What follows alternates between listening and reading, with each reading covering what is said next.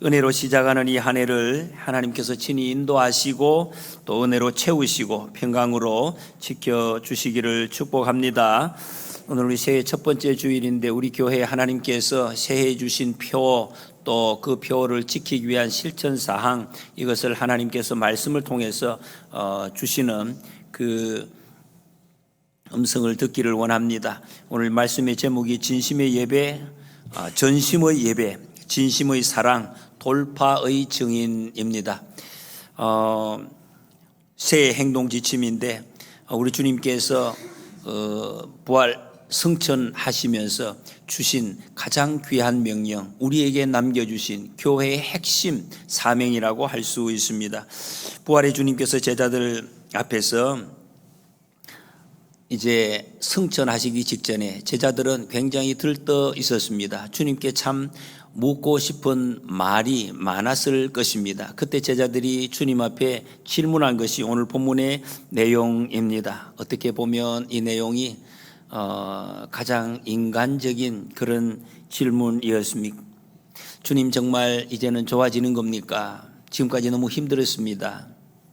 예수님 때문에 예수님 따라다니면서 이런저런 핍박과 또 이 고통과 참 말 못할 그런 억압들이 많이 있었는데 예수님께서 이제 다시 부활까지 하셨으니 정말 우리의 삶이 이제는 능력으로 주님이 말씀하신 것처럼 이 형통하게 뭔가 펼쳐질 것으로 기대합니다. 이런 마음으로 이 질문을 한 것 같습니다. 6절에 보면 주께서 이스라엘 나라를 회복하심이 이때니까. 여러분, 이 질문의 초점이 어디에 있는 것 같습니까? 나라, 때입니다. 이스라엘 나라, 이 때. 주님들 때가 언제입니까? 여러분, 우리도 그렇게 물을 때가 많습니다. 어떤 일을 할 때에 기대되는 일, 언제가 도대체 이게 때가 중요하다, 언제 이루어집니까? 그런 마음이 간절할 때가 있습니다. 제자들은 조금 지금 흥분되어 있는 상태입니다. 혹시 했는데 정말 예수님이 살아나실까? 했는데 역시 예수님이 살아나셨습니다.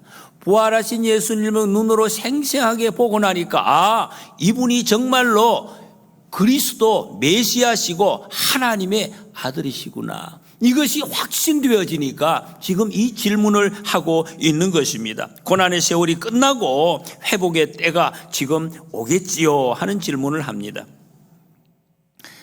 이 질문은 예수님이 보기에는 좀 마음에 들지 않는 질문이었습니다. 그런데 예수님이 그것을 고쳐주시지 않으시고 지금 제자들이 생각하는, 보고 있는 그 이 시각을 고쳐주고 계십니다. 제자들이 보고 있는 것을 다른 곳으로 옮겨주고 계십니다.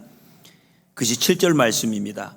때와 시기는 아버지께서 자기의 권한에 두셨으니 너희가 알 바 아니요. 여러분, 예수님께서 너희가 알 필요가 없다 이렇게 말씀하시는 것은 우리에게 뭘 하라는 것입니까? 그냥 제껴두면 된다. 너희의 알 바 아니요. 너희가 붙들 것이 아니라는 것입니다. 너희가 지금 관심 가지고 있는 꽉 붙잡고 싶은 거, 그거 붙들 것이 아니다. 너희가 붙들 것은 너희의 계획이 아니라는 것입니다. 너희가 사명이다. 여러분, 잘 들으십시오. 이 말씀을, 예수님이 주시는 말씀을, 너희가 무엇을 할 것인가, 어떤 계획을 세울 것인가, 그것보다 더 중요한 것이 너희 자신이다. 너희 자신이다. 이렇게 말씀하고 있습니다. 왜 그렇습니까, 여러분? 우리는 어떤 계획이 중요한 것 같은데, 어떤 일을 이루는 게 중요한 것 같은데, 예수님은 너희 자신이, 주님이 이미 우리를 하나님의 자녀로 불러주셨기 때문입니다. 우리에게 사명을 맡겨주셨기 때문에 너희가 중요하다 이렇게 말씀하고 있습니다. 신년을 시작하면서 우리 많은 분들이 우리도 이런 질문을 하고 싶습니다. 주님, 올해는 어떻게 되겠습니까? 우리의 형편이 좀 나아지겠습니까? 내 마음의 근심이 좀 어떻게 사라지겠습니까? 내 삶의 구도가 좀 이렇게 바뀌어지겠습니까? 이런 질문을 우리도 하고 싶습니다. 예수님, 제자들에게 주신 대답을 우리에게도 똑같이 지금 하고 계십니다. 너 무엇을 할지, 뭘 할까, 거기에 너무 집착하지 말고 어떤 사람이 될 것인가, 하나님 앞에서 그것을 깊이 생각하라 이렇게 말씀하십니다. 8절에 오직 성령이 너희에게 임하시면 너희가 권능을 받고, 여러분 이 말씀은 너무 중요한 말씀이라서 우리 성도들이 많이 외우고 있는 말씀입니다. 그래서 오히려 우리 마음이 좀 둔해져 있기도 한 것 같습니다. 여기에서 모든 것이 시작된다는, 오직 그랬습니다. 오직 성령이 너희에게 마시면, 그럼 성령이 우리에게 마시면 우리의 사명도 전도도 교회의 미래도 개인의 어떤 모든 앞날이 하나님께서 인도해 가신다는 것을 확증적으로 말씀하고 있습니다. 거꾸로 이야기하면 성령의 임재 없이는 이런 것이 이루어질 수가 없는 것입니다. 그런데 여러분, 하나님께서 이 성령님을 주시기 전에 명령하신 것이 있습니다. 너희는 거룩하라. 내가 거룩하니 너희도 거룩하라. 거룩을 명령하셨습니다. 여러분이 하나님의 백성을 성도라고 부릅니다. 성도라는 뜻 자체가 우리에게 정해진 우리의 별명인데 그 뜻이 구별되다라는 뜻입니다. 그리고 전적으로 속하다. 반반이 아닙니다. 전적으로 속하다. 어디에? 하나님께 속한 사람, 성도입니다. 하나님의 백성에게 가장 먼저 요구하신 우선 명령이 바로 거룩입니다. 누가 거룩한 사람입니까? 여러분, 거룩하다 하면 머릿속에 어떤 것이 떠오르십니까? 우리가 좀 오해한 경우가 많습니다. 옛적부터 이 거룩하다 하면 조금 더 느린 거, 막 뛰지 않는 거, 말도 좀 조용하게 하는 것, 이런 개념을 우리가 조금, 제가 어릴 때도 그런 것을 많이 가진 것 같습니다. 성경의 개념은 이 거룩은 그런 것이 아닙니다. 거룩을 어떻게 겉으로 보고 알 수가 있습니까? 무엇을 보고 거룩한 것이 알 수 있습니까? 성경은 가장 먼저가 예배입니다. 주일 예배를 드리느냐 드리지 않느냐, 거기서 거룩하냐 거룩한 사람인가 아닌가가 구분이 된다는 것입니다. 여러분, 성경에 최초의 사건이 있었던 가인과 아벨, 가인은 하나님의 축복에서 떠난 사람입니다. 아벨은 하나님의 칭찬받는 택함받은 사람이 되었습니다. 무엇으로 구분이 되었습니까? 예배 때문에 구분이 되었습니다. 예배를 어떻게 드렸느냐에 따라서 사람이 구분이 됩니다. 아벨은 믿음으로 예배를 드렸다고 했습니다. 여기는 믿음으로 예배를 드렸다는 뜻은 하나님만 확실하게 꽉 붙잡았다, 이런 뜻입니다. 아벨의 이름 뜻이나 아벨의 시대적인 상황을 볼 때 아벨은 이렇게 평탄하고 모든 것이 풍족한 사람이 아니었던 것 같습니다. 의지할 것 없고, 아벨이라는 이런 뜻이 허무하다, 연기 같다, 헛되다, 이런 뜻입니다. 인생이 아주 이렇게 소외되고 무시받고 아무것도 붙잡을 수 없었던 그 삶에서 오직 하나님만 의지할 뿐이시다 하고 주님 앞에 예배를 드렸던 것을 알 수가 있습니다. 그래서 그는 양의 첫 새끼를 드렸다고 했습니다. 여러분, 첫 새끼라는 것은 가장 귀한 것입니다. 가장 소중한 것, 최고의 것을 드렸습니다. 왜? 하나님을 귀한 분으로 여겼기 때문에. 하나님을 귀한 분으로. 그리고 무엇보다 피 흘림으로 드렸습니다. 이것은 여러분 예수 그리스도의 십자가의 보혈을 상징하고 있습니다. 예배는 예수 그리스도의 보혈이 기초가 되고 있습니다. 그 보혈에서 시작이 되는 것입니다. 그럴 때 죄사함의 은총을 받고 성령의 불같은 은혜를 체험하고 하나님께서 우리의 영과 육의 삶의 모든 것을 회복시켜 주시는 은혜를 예배를 통해서 경험할 수 있는 것입니다. 그래서 우리가 2026년의 첫 번째 행동 지침이 바로 이것입니다. 전심의 예배, 복음의 능력을 누리고 그랬습니다. 우리 한번 따라해 보시겠습니까? 전심의 예배, 복음의 능력을 누리고. 여러분, 전심의 예배, 전심이 가장 중요한 단어입니다. 우리가 온 마음으로 하나님을 예배하는 자세, 그 전심의 예배가 성령의 임재를 가장 먼저 환영하는 자리, 충만한 예배가 된다는 것입니다. 여러분, 전심으로 드리는 예배는 그 예배를 통해서 우리의 무너진 삶을 세우시고 우리의 막힌 길을 여시고 어둠을 물리치고 빛으로 인도하는 하나님의 능력이 거기에서 나올 것입니다. 그래서 예배는 교회의, 우리 신앙의 심장에 비유를 합니다. 심장이라고. 여러분, 우리의 몸에 심장이 있는데 우리가 아무리 아름다운 예쁜 얼굴을 가지고 또 막 근육이 튼튼해서 힘있게 일을 할 수 있다고 하더라도 만약에 심장이 고장이 나면은 다른 그 어떤 아름다움도 무용지물이 되는 것입니다. 심장이 힘이 없으면은 제대로 어떤 것도 우리의 삶을 작동할 수가 없다는 것입니다. 그만큼 예배가 중요한 것입니다. 여러분, 성령님은 우리의 흩어진 마음에 임하지 않습니다. 전심으로 드리는 예배에 성령님께서 임재하시는 것입니다. 성경은 예배가 무너지면 삶이 무너지고 예배가 회복되면 거룩이 회복된다. 삶의 모든 질서가 회복되는 것을 말씀하고 있습니다. 또 잠언 3장에 보면 이 예배하는 삶이 우리의 몸에 양약이 되어 골수가 윤택하게 된다라고 말씀하고 있습니다. 여러분, 몸의 건강이 어디에서 옵니까? 우리가 물론 열심히 운동을 해야 되지만 성경은 예배를 통해서 육체가, 뼈가 건강해진다고 말씀하고 있습니다. 그래서 2026년도에 우리 교회는 이렇게 함께 고백하기를 원합니다. 하나님, 우리가 전심으로 하나님께 나아가겠습니다. 예배의 성공자가 되겠습니다. 여러분 한번 같이 한번 해보시겠습니다. 예배의 성공자가 되겠습니다. 8절에 보니까 예루살렘과 온 유대와 사마리아와 땅끝까지 이르러 내 증인이 되리라 그랬습니다.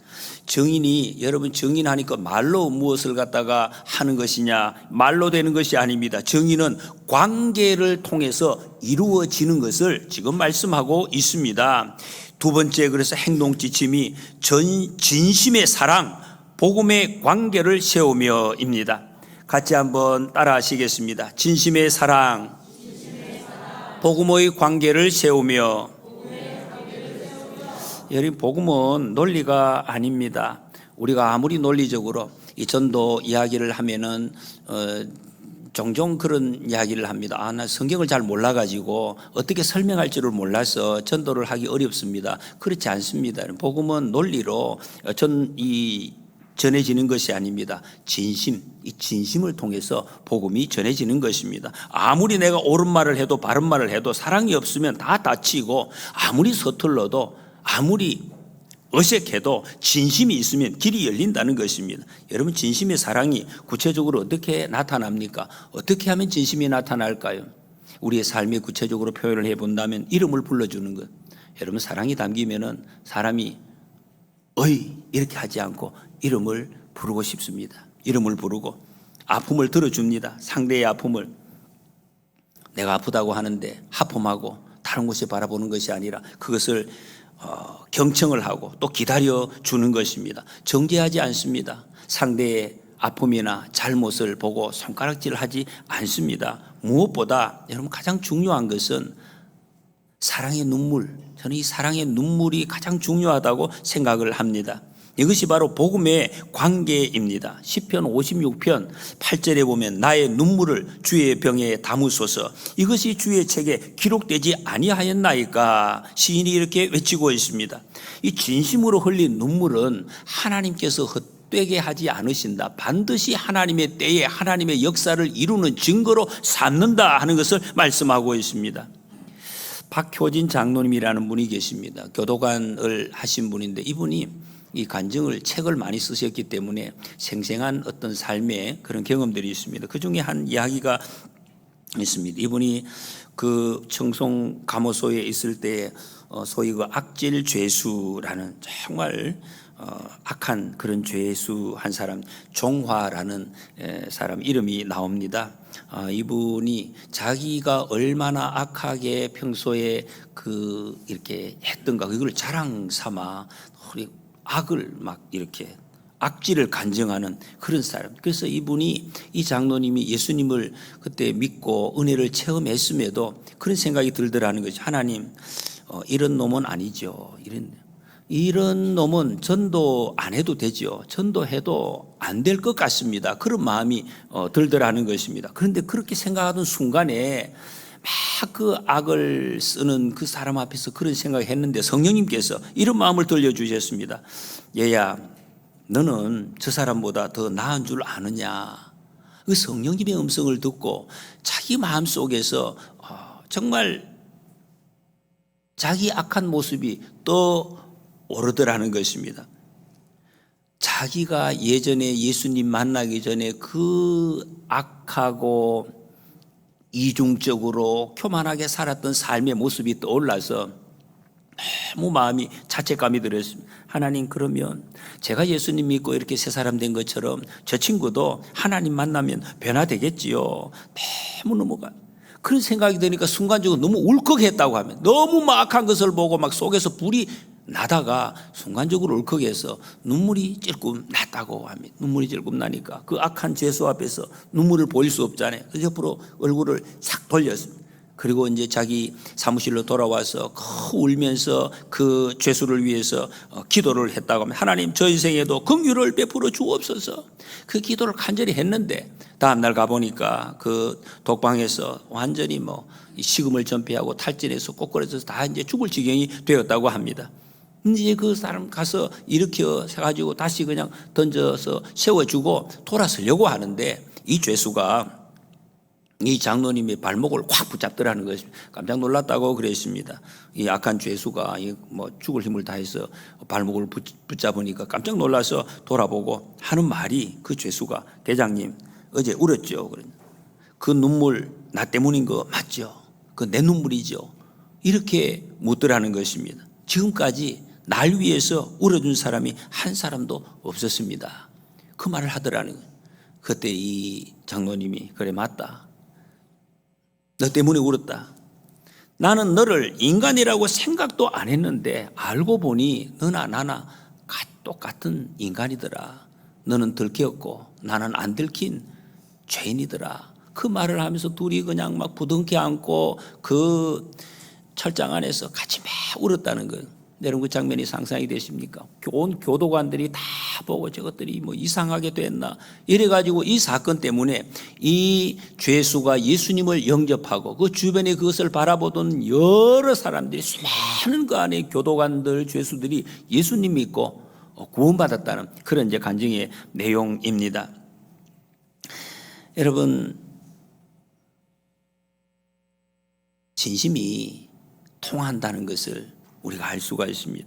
하나님은 눈물을 병에 담아서 기억하시고 그 눈물의 자치, 때가 되면 열매를 맺으신다고 말씀하고 있습니다. 때로는 상황을 바뀌시고 때로는 인간의 각박한 마음을 변화시켜서 하나님이 구원의 도구로 쓰시는 것이 바로 진심의 눈물이라는 것입니다.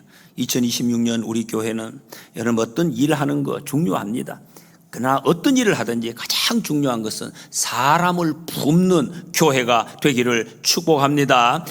사람에게 하나님 진심을 다하겠습니다. 복음으로 관계를 세우겠습니다. 오늘 결단하는 시간이 되시기를 축복합니다. 8절에 보면 예루살렘과 온 유대와 사마리아와 땅끝까지 이르러 내 증인이 되리라 하셨습니다. 여기 이르러라는 말씀, 여러분, 이른다는 것은 지금 출발해서 계속해서 나아간다는 그런 의미입니다. 멈추지 않는 방향성. 성령님이 임하시면 그 자리에서 머물지 않습니다. 여러분, 신앙생활을 하는데 가장 나쁜 것이 어떤 것이겠습니까? 가만히 있는 것입니다. 가지 않는 것. 이것이 가장 나쁜 그런 모습이라고 할 수가 있습니다. 성령님은 하나님의 뜻을 설명하지 않습니다. 하나님의 뜻을 반드시 이루어내도록 밀어내시는 분이 성령님의 역할인 것을 우리는 성경을 통해서 알 수가 있습니다. 우리를 계속해서 밀어내십니다. 쓰나미처럼 계속해서 땅끝까지 우리를 밀어내신다는, 그럼 우리가 할 일은 하나님의 그 은혜의 쓰나미에 올라타는 것입니다. 그게 바로 순종입니다. 그러면 그 하나님의 은혜의 강물에 휩쓸려서 하나님의 뜻을 이루어가는 도구로 우리가 쓰임받는 것입니다. 열심의 전도, 복음의 길을 돌파한다. 그래서 이 말씀이 이어지는 것입니다. 한번 우리 따라해 보시겠습니다. 열심의 전도, 복음의 길을 돌파한다. 여러분, 그래서 전도는 예배자에게 주어지는 자연스러운 흘러가는 물결이다, 이렇게 이야기할 수가 있습니다. 여러분, 2026년도에 우리가 하나님 앞에서 완벽해서 나가는 것이 아닙니다. 주님의 사랑에 감격하고 순종해서 우리는 이 말씀을 따라서 나가는 것입니다. 우리 주님께서 누가복음 4장 35절에서 너희 눈을 들어 밭을 보라 희어져 추수하게 되었도다 말씀했습니다. 여러분, 우리가 눈을 들어, 이 눈을 드는 것은 영적인 눈을 드는 것입니다. 영적으로 눈을 들어 보면은 모든 사람이 전도 대상자입니다. 여러분 주변에 만나는 모든 사람들 허무와 불안, 고통과 시련 속에 시달리고 있습니다. 그들에게 예수님이 없으면 저들은 그냥 고통 속에 살다가 결국에 지옥으로 떨어질 것입니다. 얼마나 불쌍한 영혼들입니까? 그들의 삶이 그대로 끝난다는 것이죠. 그래서 주님이 꼭 필요한 사람들이죠. 주님이 꼭 필요한 사람들이, 우리를 통해서 주님을 증거받아야 할 사람들이라는 것입니다. 전도할 대상으로 보여진다는 것입니다. 여러분, 우리에게는 주님이 주신 십자가의 진리가 있습니다. 확실한 진리가 있습니다. 그러니 우리가 전해야 되는 거죠. 우리가 먼저 다가가서 전해야 한다는 것입니다. 먼저 말해야 됩니다. 주님이 누가복음 14장 23절에서 나가서 사람을 강권하여 데려다가 내 집을 채우라 말씀하셨습니다. 좀 부담스럽게 저도 한때도 이 말씀을 조금 강권하여, 사람을 가만히 있는 사람을 강권해서 하느냐 좀 점잖게 하지, 그런 좀 마음이 있었습니다. 그런데 성경에 있는 말씀입니다. 강권하여, 나가서 강권하여 내 집을 채우라 이렇게 말씀하고 있습니다. 왜 그렇습니까 여러분? 세상 사람들은 다 마귀의 자손입니다. 그 사람이 마귀라는 것이 아닙니다. 사탄의 지배를 받고 있는 상태라는 것입니다. 그러면 여러분, 우리가 가서 마귀에게 마귀야, 우리 이 사람을 내가 하나님의 자녀로 데리고 갈란다. 그럼 마귀가 그래 알았어 가서 이렇게 이야기하겠습니까? 절대로 놓아주지 않습니다. 절대로 놓아주지 않아요. 그러면 우리가 마귀가 보기에 적어도 강력한 결단을 하고 끌어가는구나 하는 것을 보여줘야 되지 않겠습니까? 그래서 돌파해야 된다는 것입니다. 그래서 이 돌파라는 지금 단어를 썼습니다. 두려움을 돌파하고 그럴 때 강권의 전도의 문이 열려진다는 것입니다. 여러분, 우리가 전도하실 때에 성경의 말씀을 잘 기억을 해야 됩니다. 신사답게 합시다.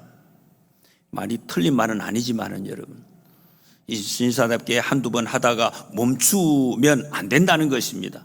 마귀에게 무리함이 아닙니다. 여러분, 사랑 때문에 끝까지 이 영혼을 붙들고 멈추지 않는 그곳까지 나아가라고 말씀하십니다. 결단을 보여야 한다는 것. 9절 말씀에 이 말씀을 마치시고 그들이 보는데 올려져 가시니 구름이 그를 가리어 보이지 않게 하더라. 여러분, 이 장면은 주님의 사역이 끝나지 않고 교회를 통해서 계속해서 이어져 갈 것을 말씀하는 선언입니다. 성령님을 우리에게 보내주셨고 사명을 우리에게 맡겨주셨습니다.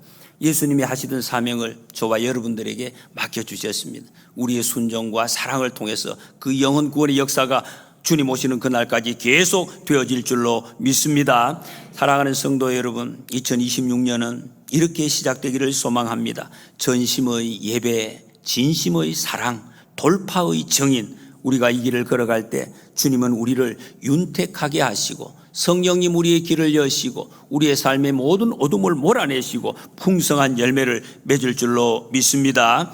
하나님께 전심, 한번 따라 하시겠습니다. 하나님께 전심, 사람에게 진심, 세상에는 복음으로 2026년 성령의 권능이 우리 모두 위에 임하시기를 주님의 이름으로 축복합니다.